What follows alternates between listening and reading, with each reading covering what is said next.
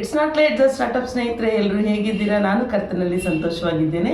ಈ ದಿನ ಕೀರ್ತನೆಗಳು 129, 30 ಹಾಗೂ 131 ಓದಿ ಧ್ಯಾನ ಮಾಡುವಂತರಾಗೋಣ. ಕೀರ್ತನೆಗಳು 129. ನಮ್ಮ ಯೌವನಾರಭ್ಯ ಶತ್ರುಗಳು ನಮ್ಮನ್ನು ಹಲವು ಸಾರಿ ಬಾಧಿಸಿದ್ದಾರೆಂದು ಇಸ್ರಾಯೇಲರು ಹೇಳಲಿ. ನಾವು ಯೌವನಾರಭ್ಯ ಎಷ್ಟೋ ಸಾರಿ ಬಾಧೆ ಹೊಂದಿದರೂ ಅವರು ನಮ್ಮನ್ನು ಜಯಿಸಲಿಲ್ಲ. ಉಳುವವರು ನಮ್ಮ ಬೆನ್ನಿನ ಮೇಲೆ ಉತ್ತುತ್ತು ಉದ್ದವಾದ ಗೆರೆಗಳನ್ನು ಮಾಡಿದರು. ಆದರೆ ನೀತಿ ಸ್ವರೂಪನಾದ ಯೆಹೋವನು ದುಷ್ಟರು ಹಾಕಿದ ಬಂಧನಗಳನ್ನು ಛೇದಿಸಿಬಿಟ್ಟನು. ಚಿಯೋನನ್ನು ದ್ವೇಷಿಸುವವರೆಲ್ಲರೂ ಅವಮಾನದಿಂದ ಹಿಂದಿರುಗಲಿ. ಅವರು ಮಾಳಿಗೆಯ ಮೇಲಣ ಹುಲ್ಲಿನಂತಾಗಲಿ, ಅದು ಹೂ ಬಿಡುವುದಕ್ಕೆ ಮೊದಲೇ ಒಣಗಿ ಹೋಗುತ್ತದೆ. ಅದನ್ನು ಕೊಯ್ಯುವವನ ಹಿಡಿಯೂ ಸಿವುಡು ಕಟ್ಟುವವನ ಉಡಿಲೂ ತುಂಬುವುದಿಲ್ಲ.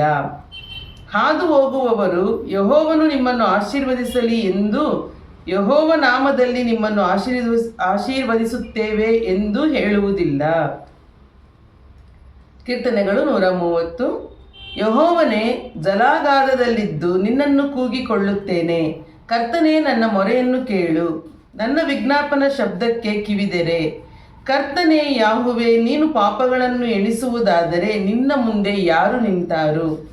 ನೀನು ಪಾಪವನ್ನು ಕ್ಷಮಿಸುವವನಾದ್ದರಿಂದ ಮನುಷ್ಯರ ಭಯಭಕ್ತಿಗೆ ನೀನೇ ಪಾತ್ರನು. ನಾನು ಯೆಹೋವನನ್ನು ಎದುರು ನೋಡುತ್ತೇನೆ, ನನ್ನ ಪ್ರಾಣವು ಆತನನ್ನು ಕಾದುಕೊಂಡಿದೆ. ಆತನ ನುಡಿಯನ್ನು ನಿರೀಕ್ಷಿಸಿಕೊಂಡಿದ್ದೇನೆ. ಕಾವಲುಗಾರರು ಬೆಳಗಾಗುವುದನ್ನು ಮುನ್ನೋಡುತ್ತಾರಲ್ಲ, ಕಾವಲುಗಾರರು ಬೆಳಗಾಗುವುದನ್ನು ಮುನ್ನೋಡುವುದಕ್ಕಿಂತ ವಿಶೇಷವಾಗಿ ನನ್ನ ಅಂತರಾತ್ಮವು ಕರ್ತನನ್ನು ಮುನ್ನೋಡುತ್ತದೆ. ಇಸ್ರಾಯೇಲೇ, ಯೆಹೋವನನ್ನು ಮುಂಗಾದಿರು. ಯೆಹೋವನು ಕೃಪಾಸಂಪನ್ನನು, ಪೂರ್ಣ ವಿಮೋಚನೆಯು ಆತನಿಂದಲೇ ದೊರಕುವುದು. ಆತನೇ ಇಸ್ರಾಯೇಲನ್ನು ಅದರ ಸಕಲ ಪಾಪಗಳಿಂದ ವಿಮೋಚಿಸುವನು. ಕೀರ್ತನೆಗಳು 131. ಯೆಹೋವನೇ, ನನ್ನ ಎದೆಯಲ್ಲಿ ಹಮ್ಮಿಲ್ಲ, ನನಗೆ ಸೊಕ್ಕಿನ ಕಣ್ಣಿಲ್ಲ. ಅಸಾಧ್ಯ ಕಾರ್ಯಗಳಲ್ಲಿ ಕೈ ಹಾಕುವುದಿಲ್ಲ.